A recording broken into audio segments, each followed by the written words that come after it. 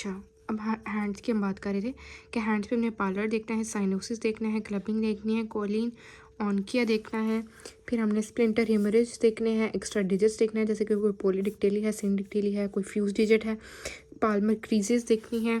ठीक है, Palmer creases ने हैंड लाइंस को कहते हैं। उसके बाद कोई डिफ़ॉर्मिटी वगैरह देखनी है, कोई डिफ़ॉर्मिटी तो नहीं है।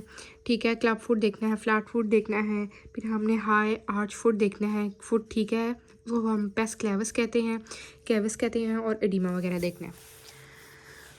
उसके बाद हमारे पास कुछ क्लिनिकल पॉइंट्स लिखे हुए, क्लिनिकल कोरिलेशन के पॉइंट्स लिखे हुए। उसके अंदर हमने देखना है कि डिहाइड्रेशन, इसके अंदर हमें उसने बताया कि indicated by presence of sunken eyes, हमने देखना है कि क्या उसके आंखें धसी हुई तो नहीं है, संकन आइज तो नहीं है, ड्राई म्यूकस मेम्ब्रेन तो नहीं है, मुंह ड्राई तो नहीं है, संकन फ्रंटेनल तो नहीं है, मतलब उसका फ्रंटेनली मतलब जो उसका माथा है वो माथा जो है वो संकन तो नहीं है। फिर उसके हमने देखना है लॉस ऑफ टर्गर तो नहीं है, मतलब हम जो स्किन है ना उसको ऐसे करके पिंच करके देखते हैं, और अगर तो वो वापस चली जाती है तो ठीक है, नहीं तो अगर वो ऊपर रह जाती है ना तो डिहाइड्रेटेड है, तो उसको हम कहते हैं टर्गर देखना है।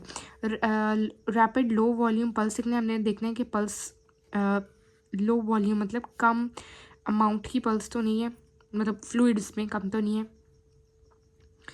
हालांकि इसमें ये होता है कि पल्स रैपिड लो पल्स का मतलब ये है कि पल्स तो फास्ट है, पल्स तो फास्ट है, ठीक है, रेट तो उसका फास्ट है, पर जो उसके अंदर वॉल्यूम आ रहा है ना वो कम है। ठीक है, उसके बाद वो कहता है मैलन्यूट्रिशन, इसमें हम चिल्ड्रन को देखते हैं कि इनमें वेट लॉस तो नहीं हो रहा, पतले तो नहीं हो रहे, थिन शाइनी स्किन तो नहीं उनकी, लूज स्किन फोल्ड्स तो नहीं हो रहे उनके, atrophy of subcutaneous fat, wasting of muscle, dull hair, brittle nails, prominent bones, protuberant abdomen, flat buttock and hypotonia।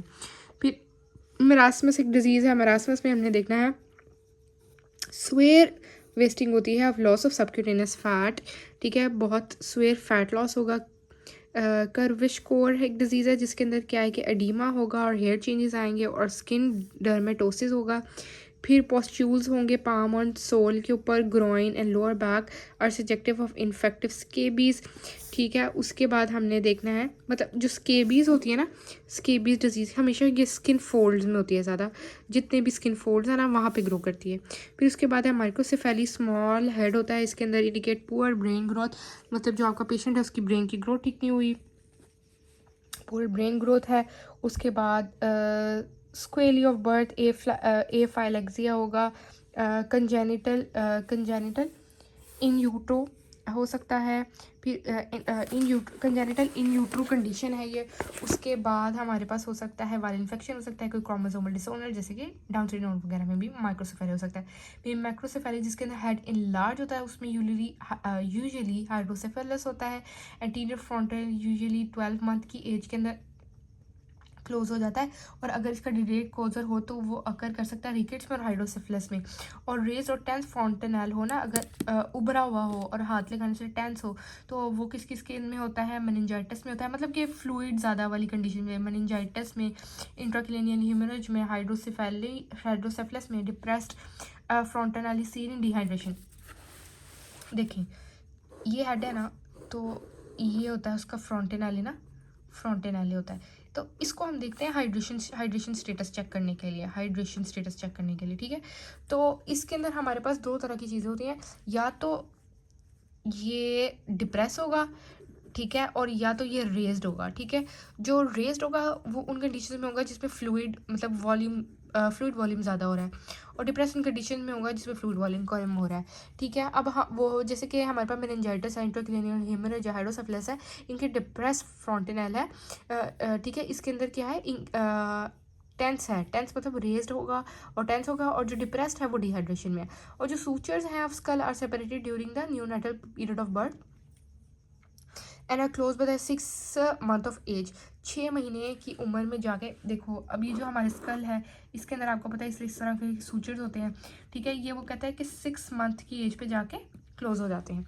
ठीक है, और जो बर्थ है उस पर प्रेजेंट होती हैं, ये डिलीवरी में भी हेल्प करते हैं क्योंकि sutures they may remain separated in raised intracranial pressure. अगर आपका फ्लूइड वॉल्यूम ज़्यादा है मतलब इंट्राक्रेनियल प्रेशर ज़्यादा है तो ये खुले रह जाएंगे। अर्ली क्लोजर अगर जल्दी बंद हो गए हैं तो कोई ये premature synostosis of skull bones हो गई है। ठीक है, अब देखो मेरी बात सुनो, या 6 महीने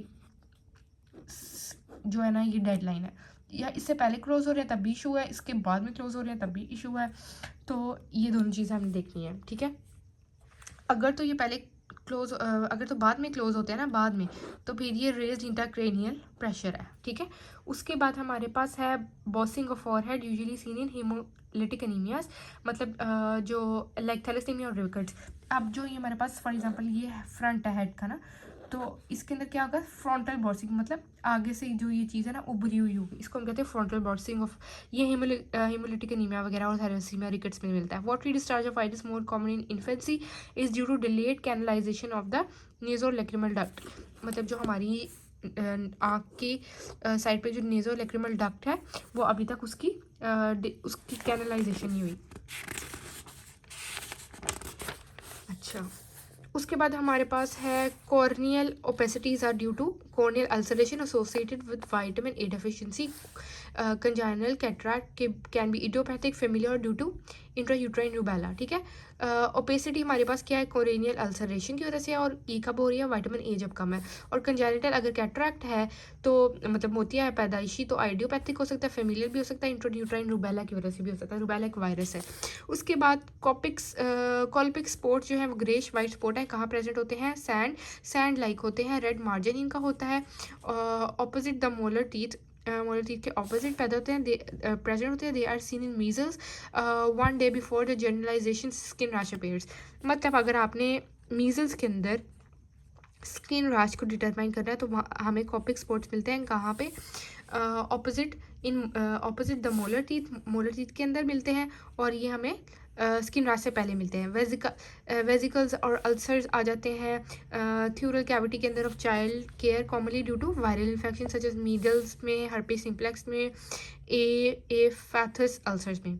उसके बाद गिबस जो है एक लोकल काइफोसिस है स्पाइन का, और इसके अंदर क्या होता है, वर्टिब्रा कोलैप्स कर जाता है, और जो देखो ये जो 2 वर्टिब्राज हैं इसमें से अगर एक वर्टिब्रा कोलैप्स कर देगा ना तो स्ट्रक्चर कर्व हो जाता है, और इसके अंदर काइफोसिस हो जाता है, और इसलिए ये टीबी में भी होता है। फिर उसके बाद प्रोट्यूबरेंट एब्डोमेन एक फाइंडिंग है जो 3 साल के बच्चों से कम में हो, तो ये भी इशू वाली बात है। उसके बाद साइमन क्रीज है, जो साइमन क्रीज वाला क्या होती है, ये जो हमारा हैंड होता है ना, पाम है समझो ये, तो ये 3 क्रीज नॉर्मली होती हैं। साइमन क्रीज ना बिल्कुल स्ट्रेट लाइन, इस तरह के बच्चों के अंदर पहले क्या होता है, एक ही क्रीज होती है और बिल्कुल स्ट्रेट होती है, इसको कहते हैं हम Simon crease. Simon crease hand के अंदर होती है, देखिए सिंगल ट्रांसफर पामर क्रीज होती है, डाउन सिंड्रोम के बच्चों में होती है, और can be present in other genetic syndrome, और इन नॉर्मल पर्सन में भी हो सकती है। और साइन ऑफ रिकेट्स जो है वो इंक्लूड करता है widening of end of long bone, जो जितनी भी आपकी लॉन्ग बोन है उनके एंड वाइडन हो जाते हैं।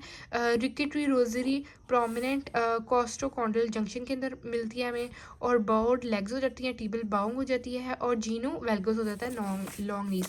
अब इसके अंदर क्या क्या बताया था कि जो हमारी लॉन्ग बोन्स है उनके एंड ब्रॉड हो जाएंगे, फिर नॉक नीज हो जाएंगी, ठीक है। रिकेट रोजरी जो है वो हमें क्रॉस्टोकॉन्ड्रल जंक्शन पे मिलती है, ये है एक्स्ट्रा फाइंडिंग है। उसके बाद डिसमॉर्फिक फेशियल फीचर्स हो जाएंगे, इसके अंदर आ जाता है epicanthal fold increase intracranial discharge, distance increase हो जाएगा, मतलब आंखों के दरमियान में जो है वो डिस्टेंस ज़्यादा हो जाएगा। एक्सटर्नल ईयर एबनॉर्मेलिटीज़ होंगी, मैलफॉर्मेशन ऑफ टोज होगी, फिर और finger suggest a prenatal disorder Down syndrome. ये जितने भी फीचर्स हैं ना ये हमें बताएंगे कि ये इंडिकेटेड है डाउन स्ट्रीम में। उनकी आंखें दूर दूर होती हैं, उनको ईयर के इश्यूज होते हैं, उनकी टोज मैलफॉर्म होती हैं, उनकी फिंगर्स जो हैं वो छोटी छोटी फिंगर्स होती हैं इस तरह, वो सजेस्ट करती हैं prenatal disorder Down syndrome. उसके बाद हेयरी पैचेस, डिम्पल्स और other skin lesions over the spine, अगर साइनस ट्रैक है, डर्मल ट्रैक है, या पेरेंडाइनल सिस्ट है ग्लूटियल क्रीज के अंदर, तो ये स्पाइना बाइफिडा के साइंस हैं। उसके बाद ब्लू स्केरा जो है वो ओस्टोजेनेसिस इम्परफेक्टा में होता है।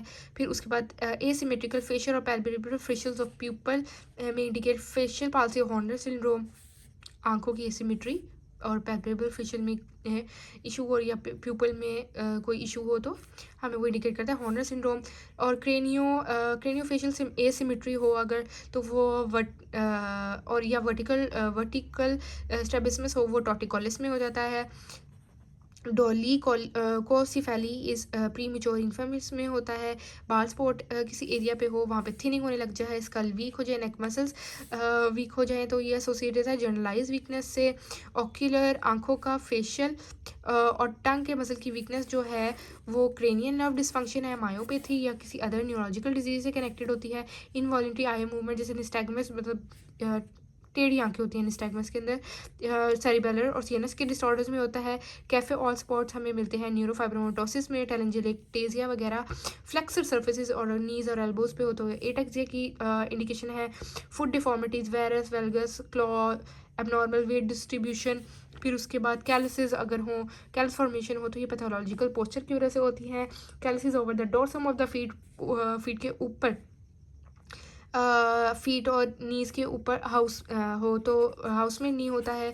और ओल्डर चिल्ड्रन के अंदर वो मोड ऑफ लोकोमोशन क्रॉलिंग की वजह से भी हो जाता है, नॉर्मल क्रॉलिंग में भी होता है। एक्सिलरी या एंटीरियर चेस्ट एट्रोफी हो जाए तो वो पेक्टोरल्स मसल की वेस्टिंग की वजह से होती है, या ब्रैकियोपोडिस की इंजरी की वजह से होती है। कंजेनिटल क्लब फीट और multiple joint deformities are the manifestation of prenatal muscle weakness की वजह से होती हैं। पाइना बाइफिडा की वजह से होती हैं। आर्थ्रोगायरोपोइसिस की वजह से होती हैं। माइग्रेनिक डिस्ट्रॉफी की वजह से होती हैं, या इडियोपैथी की वजह से होती हैं। उसके बाद एंड पे हमारे पास आ जाएगा कि अगर हमारे पास काफ मसल की हाइपोट्रॉफी हो जाती है तो वो डिशीन मसल डिस्ट्रॉफी का साइन है। अगर रिब्स की फ्लेयरिंग हो रही है या बेल चेस्टेड हो गई हैं तो वो इंडिकेट करता है इंटरकॉस्टल मसल का इशू इंडिकेट करता है। और मोटर यूनिट डिजीज़ कोई हो जाए तब होता है फ्लेयरिंग। और हाई स्पाइनल कॉर्ड डिसफंक्शन हो जाए तब फ्लेयरिंग होती है। स्कोलियोसिस जो है थोरासिक केज की वो भी एसिमेट्रिक होती है। ठीक है।